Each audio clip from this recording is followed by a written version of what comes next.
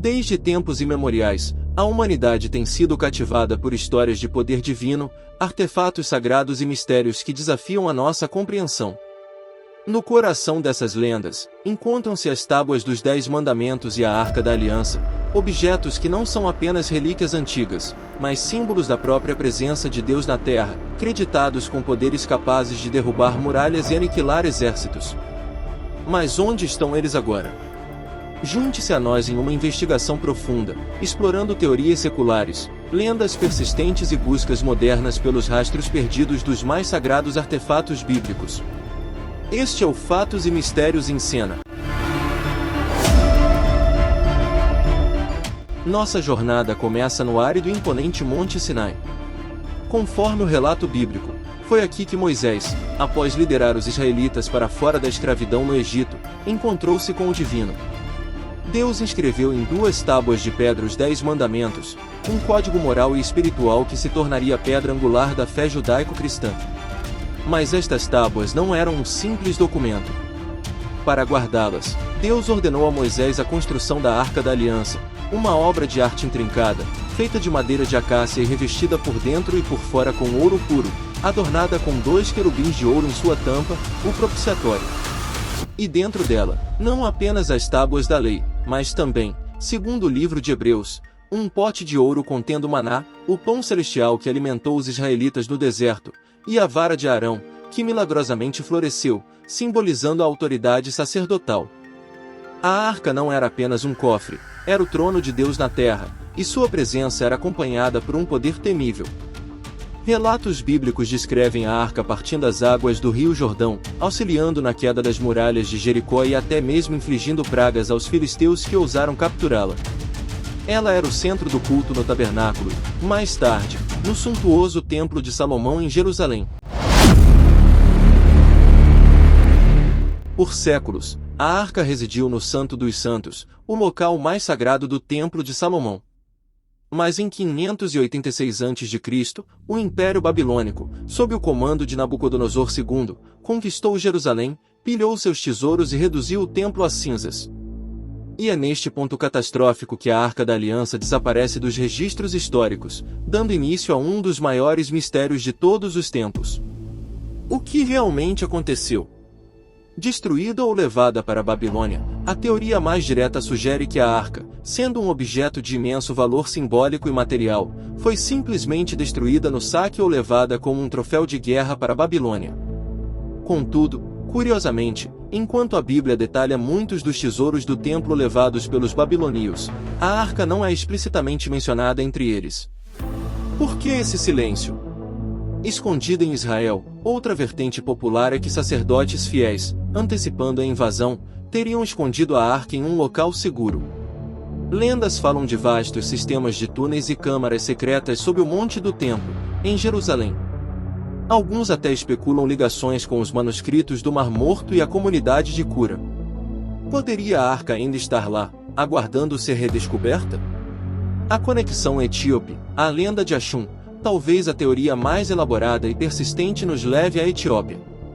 Segundo Quebra-Nagast, a épica crônica nacional etíope, Menelik, filho do rei Salomão com a rainha de Sabá, teria levado a Arca da Aliança de Jerusalém para a Etiópia no século X a.C. A tradição afirma que ela reside até hoje na Capela das Tábuas, ao lado da igreja de Santa Maria de Sião, em Axum, guardada por um único monge virgem que dedica sua vida a proteger o artefato, sendo o único autorizado a vê-lo. Embora esta história seja fundamental para a identidade etíope, a falta de acesso para verificação externa mantém o ceticismo vivo. O profeta Jeremias e o Monte Nebo. O segundo livro dos Macabeus, um texto considerado apócrifo por algumas tradições, relata que o profeta Jeremias, sob orientação divina, teria escondido a arca, o tabernáculo e o altar do incenso em uma caverna no Monte Nebo, o mesmo monte de onde Moisés avistou a terra prometida, pouco antes da invasão babilônica, selando a entrada.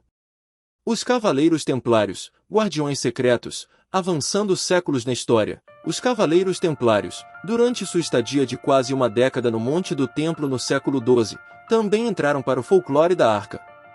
Teorias especulam que eles teriam descoberto a arca ou outros tesouros do templo e os contrabandeado para a Europa, alimentando lendas de segredos e poder que perduram até hoje. A fascinação pela arca perdida impulsionou inúmeras expedições ao longo dos séculos. Desde estudiosos religiosos a arqueólogos dedicados, e até aventureiros destemidos, muitos dedicaram suas vidas à sua procura. No século XX e XXI, apesar dos avanços tecnológicos, a busca não diminuiu. Figuras controversas como Ron Wyatt alegaram ter encontrado a arca sob o local da crucificação de Cristo, enquanto outros, como Vendil Jones, buscaram por décadas os tesouros do templo, incluindo o incenso sagrado. A Igreja Ortodoxa Etíope permanece firme em sua alegação de possuir a arca, mas resiste a qualquer exame externo. Até mesmo documentos desclassificados da CIA revelaram que a agência utilizou visualização remota nos anos 80 na tentativa de localizar o artefato. A verdade é que a busca é dificultada não apenas pela passagem do tempo, mas também pela instabilidade política e sensibilidade religiosa de muitos locais potenciais, especialmente em Jerusalém. Mas vamos imaginar por um momento. E se a Arca da Aliança e as Tábuas dos 10 Mandamentos fossem encontradas hoje? As implicações seriam monumentais, transcendendo a arqueologia. Para milhões de fiéis, seria a confirmação tangível de suas crenças mais profundas, um evento de proporções messiânicas. Poderia unir diferentes religiões ou, inversamente, acender novas disputas sobre sua posse e significado? Histórica e arqueologicamente, seria a maior descoberta de todos os tempos, reescrevendo partes do nosso entendimento sobre o passado antigo. E se os relatos sobre seus poderes fossem mais do que lendas? Como a ciência reagiria a um artefato que desafia as leis conhecidas da física? A descoberta não seria apenas sobre encontrar um objeto, mas confrontar o legado de sua mensagem e seu poder. Claro, existe também a perspectiva cética. Muitos estudiosos argumentam que a arca e as tábuas, embora de imensa importância simbólica, podem ter sido destruídas há muito tempo, ou que as histórias sobre elas foram embelezadas ao longo dos milênios. A ausência de evidências arqueológicas concretas e irrefutáveis alimenta esse ceticismo.